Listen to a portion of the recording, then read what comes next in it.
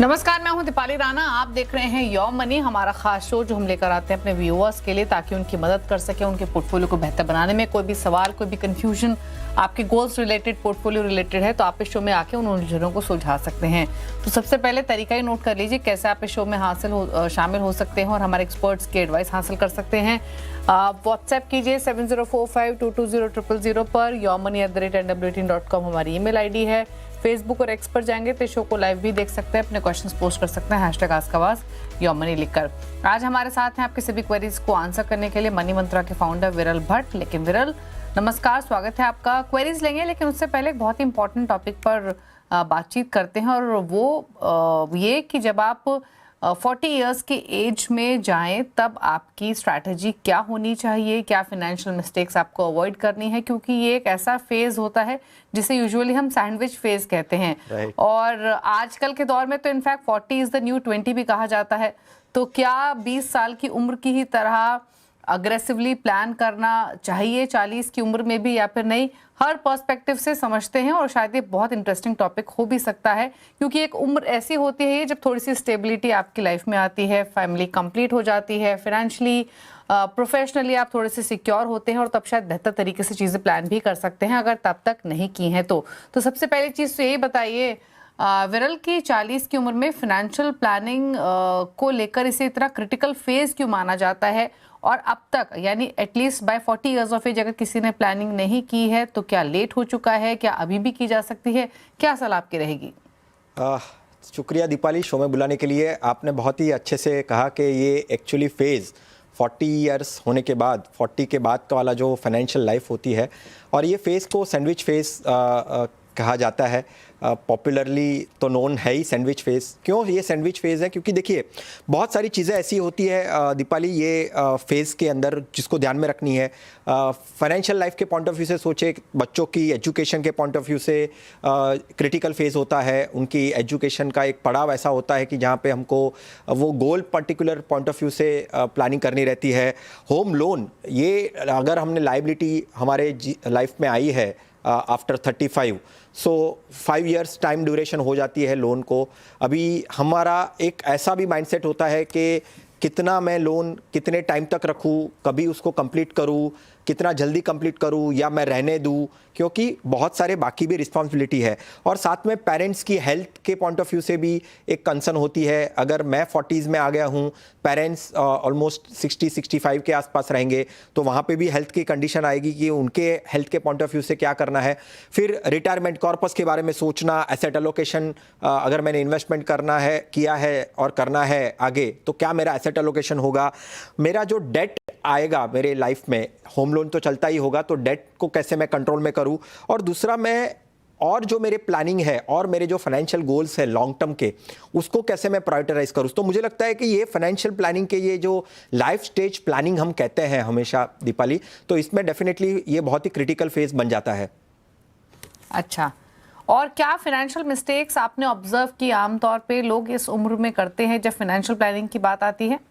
देखिए, एक तो सबसे इम्पॉर्टेंट क्या होता है कि ये अगर ये बहुत ही क्रिटिकल बन जाता है और बहुत सारे रिस्पॉन्सिबिलिटी के पॉइंट ऑफ व्यू से, जॉब के पॉइंट ऑफ व्यू से, आगे आने वाले प्रायोरिटीज़ के पॉइंट ऑफ व्यू से, एक हमेशा हम ये कहते हैं कि इन्वेस्टमेंट्स के पॉइंट ऑफ व्यू से अगर कोई ऐसी इमरजेंसी आती है या ऐसी कोई चीज़ें आ जाती है फाइनेंशियल लाइफ में, तो हमेशा मैंने मेरे क्लाइंट के इसमें फाइनेंशियल लाइफ में देखा है कि वो पहले हमेशा वो पीएफ को देखते हैं। प्रोविडेंट फंड अगर वो रहते हैं, जो सैलराइड क्लास है, या तो पीएफ है या तो ईपीएफ है, एम्प्लॉय प्रोविडेंट फंड है, वहाँ पे कहीं ना कहीं उसको निकालने की कोशिश करते हैं। मेरी एक रिक्वेस्ट यही होती है, हालांकि डेफिनेटली इंटरेस्ट रेट के पॉइंट ऑफ व्यू से, रिटर्न्स के पॉइंट ऑफ व्यू से इतना एंकरेजेबल नहीं लगता है, बट अगर आप देखेंगे तो 7.5% वो भी टैक्स फ्री मैच्योरिटी पे, राइट, और हमने ज़्यादा एफर्ट्स नहीं दी है। बिकॉज अगर हम देखें तो ये हमारे एम्प्लॉयर के कंट्रीब्यूशन से, हमारा कंट्रीब्यूशन से कहीं ना कहीं वो जाने अनजाने में वो पर्टिकुलर कॉर्पस बन रहा है। जो डेट का कॉर्पस है, डेट का कंपोनेंट है, उसको छूने की ज़रूरत नहीं है। तो मुझे पहले से सबसे ये लगता है कि आपको पीएफ को विड्रॉ नहीं करना है। और अगर आपकी जॉब भी चेंज होती है, क्योंकि 40s में हमेशा ऐसा देखा गया है दीपाली के, हम जॉब चेंज करते हैं, जब जॉब चेंज करते हैं तो हम उसको ट्रांसफ़र नहीं कर देते हैं, हम उसको विड्रॉ कर देते हैं। हम ऐसा सोचते हैं कि ये पैसा अगर इतना आ रहा है, इतना एक्यूमुलेट हुआ है, उसको निकाल देते हैं, कुछ खर्चे कर देते हैं या तो कोई बेटर इन्वेस्टमेंट अपॉर्चुनिटी में डाल देते हैं, बट उसको ट्रांसफर नहीं करते। तो मेरी रिक्वेस्ट ये रहेगी कि उसको ट्रांसफर करे, आप उसको बेचे नहीं, उसको उसकी जो लागत जितनी भी आ रही है, जितना भी रिटर्न आ रहा है, उसको वहां पे ही रहने दे, उसको ट्रांसफर कर दे, जिससे वो आपके रिटायरमेंट के पॉइंट ऑफ व्यू से, रिटायरमेंट के टाइम पर आपको एक अच्छा खासा डेट कॉर्पस बना के दे सकता है। ओके, चलिए, तो ये तो बहुत इंपॉर्टेंट पॉइंट बताया। आमतौर पे जब जॉब स्विच करते हैं लोग तो पीएफ विड्रॉल की मिस्टेक करते हैं, क्यों नहीं करनी चाहिए या फिर पीएफ को किस तरीके से ट्रीट करना चाहिए, वो यहाँ पर विरल ने बताया। अच्छा, एक चीज़ और बताइए, 40 इयर्स या फिर 40+ एज ब्रैकेट में जो लोग इन्वेस्टमेंट्स होते हैं उसमें थोड़े से कंजर्वेटिव क्यों हो जाते हैं? क्या ये कंजर्वेटिव या ओवरली कंजर्वेटिव एटीट्यूड होना सही है या गलत है? एग्जैक्टली किस तरीके की अप्रोच होनी चाहिए? देखिए क्या होता है दीपाली के ओवरली कंजर्वेटिव, अभी वो 40s में आके आई थिंक रिटायरमेंट को भी ज़्यादा प्रायोरिटीज़ देने लगते हैं, क्योंकि जब 30s में होते हैं ना तब रिटायरमेंट के बारे में नहीं सोचते हैं। वो सोचते हैं कि यार अभी तो और 30 साल है, अभी से मैं क्यों सोचूं। बट 30 से 40 पहुंचने के बाद 40 और 60 या तो अर्ली रिटायरमेंट भी सोचते हैं, मे बी 55, मे बी 50। तो मेरे पास 10 साल है या 15 साल है, अभी 10 या 15 साल है, तो मुझे लगता है कि मैं अगर इक्विटी की वॉलेटिलिटी अगर रहती है या इक्विटी डाउनसाइड जाता है तो मुझे थोड़ा सा कंजर्वेटिव अप्रोच लेना चाहिए। तो मैं क्या करता हूं कि 40s में आके 40s जैसे जैसे मैं 40 से 45 से 50 मेरा इक्विटी का एलोकेशन कम करने लगता हूं और मैं डेट का एलोकेशन ज़्यादा करने लगता हूं। तो मेरा यहाँ पे कहना यह है कि आप वैसे मत सोचिए, आप ऐसे सोचिए कि मैं 60 तक अगर मैं रिटायर होता हूं और मैं जीता कब तक हूं, मैं प्रोबेबली 80 ईयर्स तक जीऊंगा, 90 ईयर्स तक जीऊंगा, और क्या मैं अगर 90 साल से ज़्यादा जी गया तो मेरे पास ऐसा कॉर्पस होना चाहिए और ऐसा एसेट क्लास होना चाहिए जो मुझे अच्छा खासा ग्रोथ वाइज रिटर्न्स दे सके। तो मैं यहाँ पे ये कहूँगा कि आप इक्विटी के कंट्रीब्यूशन को कम करने की मत सोचे, आप डेफिनेटली पोर्टफोलियो को रीबैलेंस करिए, एनालिसिस करिए, वो सब डेफिनेटली करिए, बट इक्विटी के कंपोनेंट को ज़्यादा आप उसको ये मत करिए। क्योंकि देखिए जैसे हमने थोड़ी देर पहले सोचा कि पीएफ और ऐसा डेट इंस्ट्रूमेंट है जो आपका डेट वाला बना के ही दे रहा है पोर्टफोलियो, तो आप इक्विटी को रिड्यूस मत करिए, इक्विटी को आप जितना हो सके उतना ज़्यादा एक्यूमुलेशन दे सके उतना दीजिए। फिर जब आप 55 या 60 को होगे तब आप एक बार सोच सकते हैं कि भाई अभी मुझे इक्विटी का कंपोनेंट कितना रखना है। ओके, और साथ ही इन्फ्लेशन के आमतौर पे हम हमेशा चर्चा करते हैं योर मनी में भी, जब हम अपने व्यूअर्स के क्वेश्चंस को एड्रेस करते हैं विरल, कि आप कोई भी गोल अपना डिफाइन करें, इन्फ्लेशन को ज़रूर ध्यान रखें। जो इन्वेस्टर्स इन्फ्लेशन को इग्नोर करके गोल डिफाइन करते हैं या इन्फ्लेशन पे ध्यान नहीं देते हैं, वो कितना बड़ा रिस्क अपने पोर्टफोलियो को या अपने गोल को लेकर बना रहे हैं। एस्पेक्ट है दीपाली, इन्फ्लेशन को इग्नोर करना। देखिए 40s में जब हम आएंगे ना तो हमारे लाइफस्टाइल एक्सपेंसेस भी बहुत हो जाएंगे, हमको ऐसी चीज़ें भी खरीदनी होती है जो शायद से मैंने प्लान नहीं की है, राइट। मेरे वो नीड्स में नहीं है बट मेरे वो वांट्स में आ जाता है। तो अगर हम इन्फ्लेशन को देखेंगे ना तो जो भी हमारे फाइनेंशियल गोल्स भी होंगे, मुझे वैकेशन करना है 50s में जब आऊँगा, या मैं 40s से ही स्टार्ट करूँगा कि मुझे दूसरे कंट्रीज़ में जाना है, क्योंकि 30 से 40 के टाइम मैंने मेरे बाकी सारी चीज़ों को प्रायोरिटी दी है, मेरे काम को प्रायोरिटी दी है, मेरे फैमिली को प्रायोरिटी दी है। पर जब 40s में आता हूँ बहुत कुछ सेटल हो जाता है तो बहुत सारी चीज़ें मुझे करनी रहती है। तो इन्फ्लेशन को अगर मैं कुछ एक कॉर्पस ध्यान में रख रहा हूँ कि मुझे 50s में चाहिए या 60s में चाहिए, तो इन्फ्लेशन को ध्यान में रखिए, क्योंकि जो 1 लाख का खर्चा अगर मैं अभी आज के दिन में कर रहा हूँ वो 10-12 साल के बाद वो डबल होके 2 लाख बन जाएगा। तो इन्फ्लेशन इतनी तरीके से बढ़ रहा है और इन्फ्लेशन की जो मात्रा है वो जिस तरह से बढ़ रही है वो डेफिनेटली कहीं ना कहीं आपको आपके पोर्टफोलियो में भी उस पे डेंट पड़ेगा। तो मुझे लगता है कि इन्फ्लेशन को ना भूले, जो भी आप कॉर्पस सोच रहे हैं उसको इन्फ्लेशन को काउंट कर कर आप कॉर्पस को, आपके फाइनेंशियल गोल को वैल्यू करके आप प्लान करिए।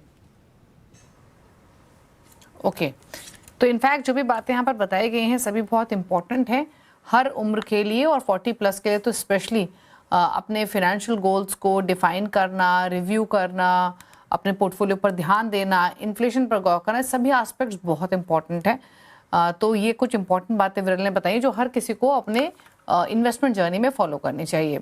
लेकिन चलिए अब शुरुआत करते हैं व्यूअर्स से बातचीत की। अनुपमा कंथक हमारे साथ मौजूद हैं छत्तीसगढ़ से। अनुपमा जी नमस्कार, बताइए क्या सवाल है। नमस्कार मैडम, नमस्कार। मेरा क्वेश्चन है आपसे कि मेरा डिजिटल फंड में मेरा इन्वेस्टमेंट है। हेलो, मेरा डिजिटल फंड में बताएं। इन्वेस्टमेंट है, तो मैं ये आपसे जानना चाहती हूँ कि मैं उसमें बने रहूँ या मैं निकल जाऊँ। ओके, पूछ लेते हैं क्या सजेशन रहेगा आपके लिए। तो आपने कौन सा डिजिटल फंड लिया हुआ है? मैंने आदित्य बिरला का लिया हुआ है और SBI का भी है। 2 डिजिटल फंड आपने लिए हुए हैं, और ये आपके जी। लमसम है SIP है? लमसम है मैम मेरी।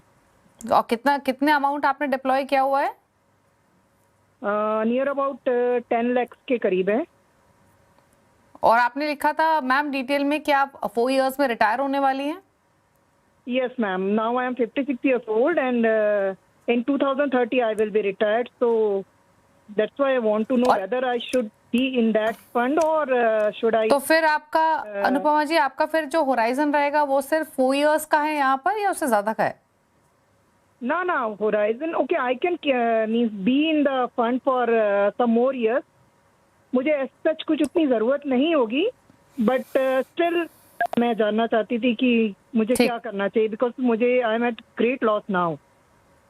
ओके, क्या करना चाहिए इनको? इनके पास सेक्टरल फंड इन्होंने ले लिए हैं, डिजिटल फंड्स इन्होंने लिए हुए हैं, टेक्नोलॉजी फंड्स, और डेफिनेटली लॉसेस में तो होंगे ही क्योंकि सेक्टर अंडर परफॉर्म कर ही रहा है लगातार काफ़ी समय से। 4 इयर्स में रिटायर हो रही हैं, हालांकि टाइम होराइजन इनका कंपैरेटिवली ज़्यादा हो सकता है। बताएं सजेशंस।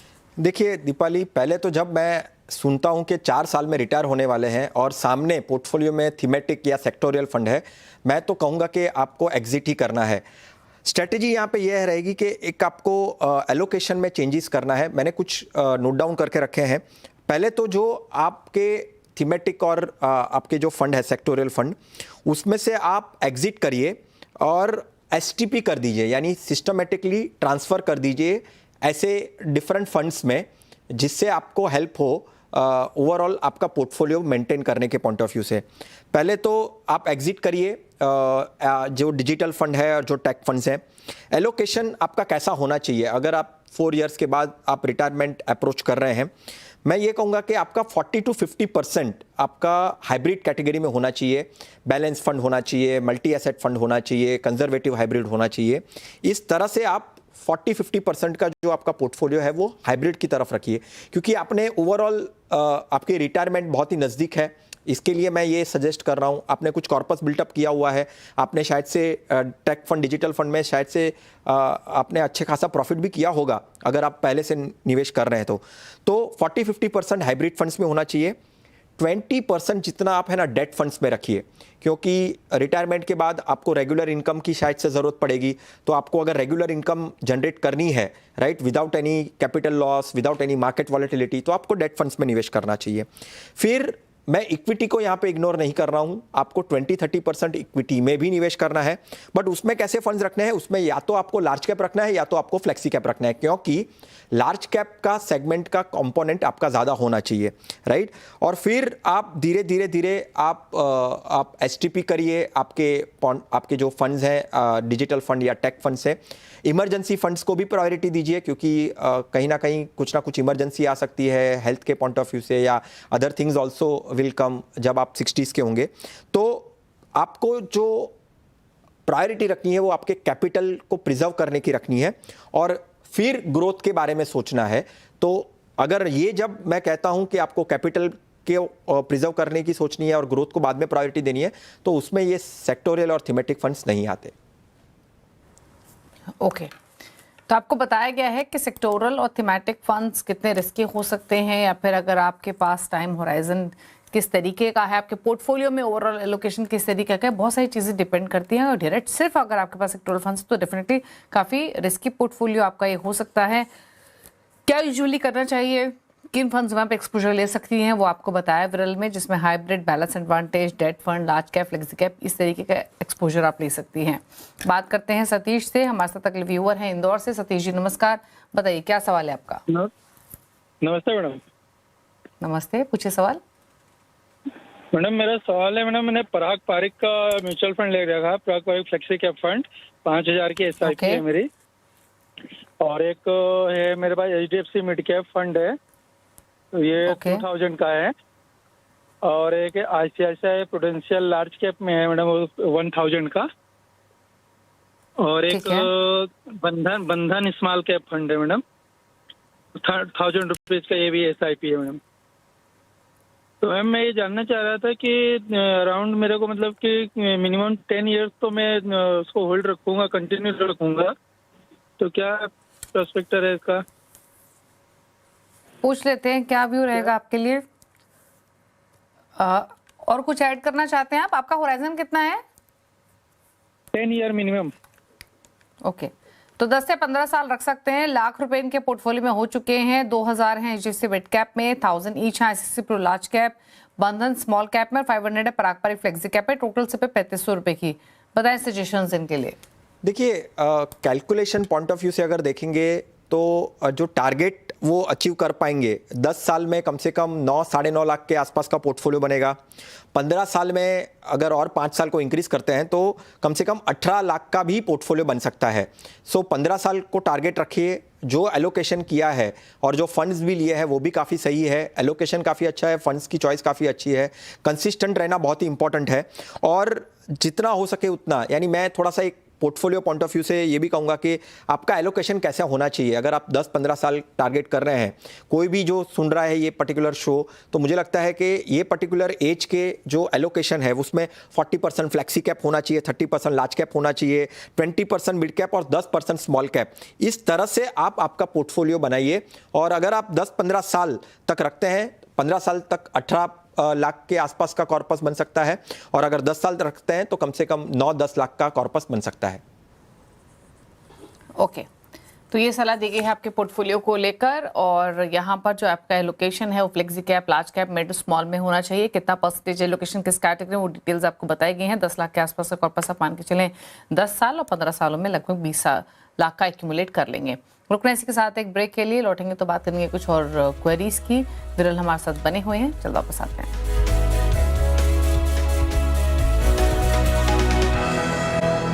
आप देख रहे हैं योर मनी। विरल भट्ट हमारे साथ बने हुए, आप सभी क्वेरीज को आंसर करने के लिए कनेक्ट करते हैं कुछ और व्यूअर्स के साथ। और अगले व्यूअर हमारे साथ मिस्टर SK तिवारी मुंबई से कनेक्टेड है सवाल पूछने के लिए। तिवारी जी नमस्कार, बताएं क्या सवाल है आपका, क्या जानना चाहते हैं? Good evening ma'am.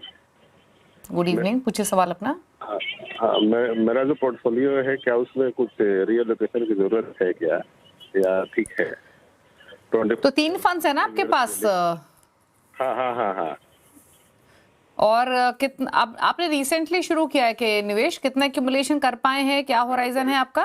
करीब 6 मंथ्स पहले 75,000, 25 ईयर। ठीक है, तो अब से कुछ महीनों पहले ही इन्होंने पोर्टफोलियो बनाया है जहां पे 15,000 के सिप कर रहे हैं, 5,000 ईच 3 फंड्स में डाल रहे हैं। बंधन small cap, Motilal Oswal mid cap, परागपारी flexi cap, और 75,000 इकट्ठा हो पाए हैं। 25 साल का नजरिया है, बताया विरल। देखिए, मुझे लगता है कि 25 साल के लिए ये बहुत ही बेहतरीन पोर्टफोलियो है। कम फंड रहेंगे कोई दिक्कत नहीं है, पर 25 साल तक कंटिन्यू रहना। देखिए, रिव्यू इंपॉर्टेंट है, नो डाउट, रिव्यू करते रहना है। अभी तो आपकी जर्नी स्टार्ट हुई है, थोड़ा सा समय और दीजिए। ऐसे फंड्स जो mid cap, small cap, flexi cap, ऐसे टाइप के फंड्स आपने लिए हुए हैं, मुझे लगता है कि ज़्यादा समय देना ज़रूरी है। आप ऑलमोस्ट, अगर मैं देखूँ 25 साल में कम से कम 3 करोड़ जितना आप हासिल कर पाएंगे 12% अनुमान से। आपका ओवरऑल एग्रेसिव स्टैंड है, पर 25 साल का टाइम टेन्योर है तो कोई दिक्कत नहीं है।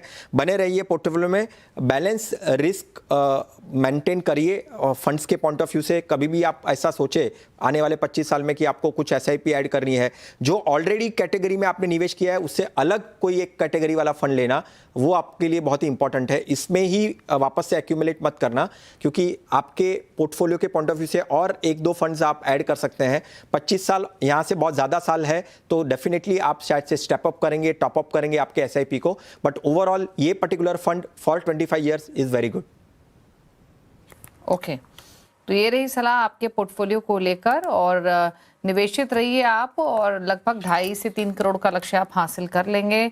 निपॉन इंडिया लार्ज कैप में आप निवेश करें, ये सलाह आपके लिए दी गई है। नितिन है अगले व्यूअर महाराष्ट्र से हमारे साथ सवाल पूछने के लिए। नितिन नमस्कार, बताइए अपना क्वेश्चन। हाँ नमस्कार सर, मेरे 4 फंड है।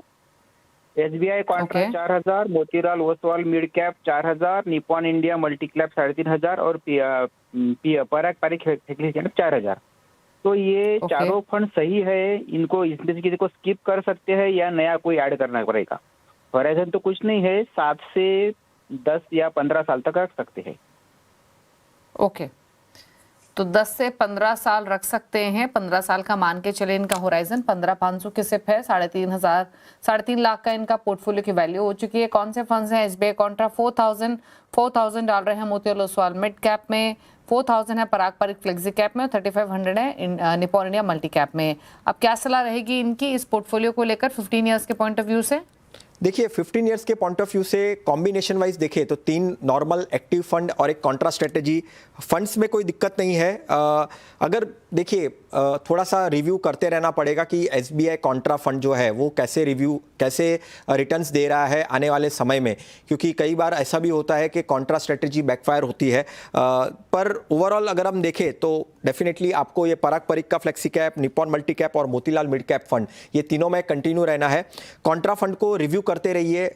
लगता है कि वो बेंचमार्क से कम रिटर्न दे रहा है, पीयर से कम रिटर्न दे रहा है, तो वो स्ट्रेटेजी को आप चेंज कर सकते हैं। बट अदरवाइज अभी इसको कंटिन्यू रखिए और आगे आने वाले टाइम में अगर आप जब ऐड करने की सोचते हो, कोई टॉपअप करना है या स्टेप अप करना है, तो फोकस फंड हो गया, वैल्यू फंड हो गया, ऐसे फंड्स आपके पोर्टफोलियो में ऐड कर सकते हैं। और एक हाइब्रिड फंड्स भी आप सोच सकते हैं, क्योंकि जितना आप आपके गोल के नज़दीक जाएंगे तो एक हाइब्रिड कैटेगरी वाला भी आपको डाउनसाइड प्रोटेक्ट करने में हेल्प करेगा। ओके, तो ये रहा सजेशन आपके पोर्टफोलियो को लेकर। अकॉर्डिंगली आप बदलाव करें अपने पोर्टफोलियो में। लेकिन अब पूछ लेते हैं विरल के टॉप 4 फंड्स। विरल बताइए। डेफिनेटली ये मेरे पर्टिकुलर एडवाइस के पॉइंट ऑफ व्यू से ये टॉप 4 फंड्स है। डेफिनेटली आप जो निवेशक है वो अपना रिस्क प्रोफाइल देख ले एक बार। फ्लेक्सी कैप अभी के सिचुएशन में काफ़ी बेटर हो सकता है, इसलिए अबाकस का फ्लेक्सी कैप। मल्टी कैप में मैं निपॉन मल्टी कैप सजेस्ट करूंगा, क्योंकि equally proportionate large cap, mid cap और स्मॉल कैप में रहेगा। लार्ज एंड मिड कैप के पॉइंट ऑफ व्यू से मैं महिंद्रा का large and mid cap suggest करूंगा, और एक मल्टी एसेट फंड, क्योंकि मार्केट में वॉलेटिलिटी बरकरार रह सकती है आने वाले समय में भी, जिसमें आप डिफरेंट मल्टी एसेट जैसे गोल्ड, सिल्वर, रियल एस्टेट और फॉरेन इक्विटीज़ का भी एक्सपोजर ले सकते हैं ऐसे मल्टी एसेट से। तो मेरे लिए White Oak multi asset fund, ये मैं ये 4 फंड्स सजेस्ट करना चाहूँगा। ओके, तो ये रहे टॉप 4 फंड्स विरल की तरफ से आपकी स्क्रीन पर। अकॉर्डिंगली पोर्टफोलियो बना सकते हैं। थैंक यू विरल आने के लिए शो में और अपने व्यूज़ देने के लिए और सभी क्वेरीज को आंसर करने के लिए। शुक्रिया। इसी के साथ यो मनी में तो इतना ही। ब्रेक उस पर भी खबरें जारी हैं। नमस्कार।